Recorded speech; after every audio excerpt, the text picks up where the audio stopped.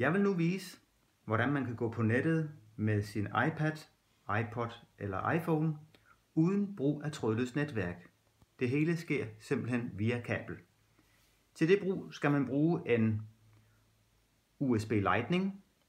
Den kan købes hos Apple. Der skal også være en USB Ethernet.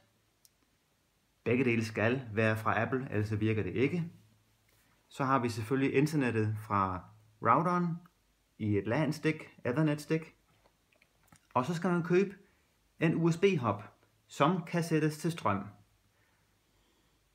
Med USB-hubben følger så et USB-kabel, som går fra USB-hubben og over i et USB-stik.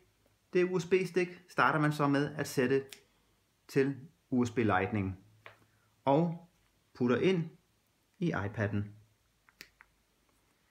Så har vi USB Ethernet.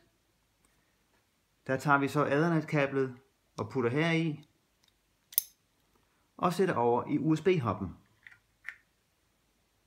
Sådan. Så går vi på iPod'en eller iPad'en, som er i fly mode, og går på YouTube.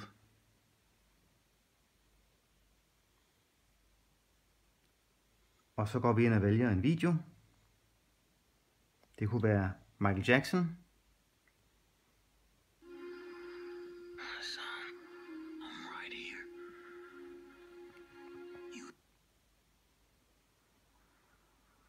Og vi er online. Det er vigtigt, at både USB Ethernet og USB Lightning er købt hos Apple. Ellers virker det ikke.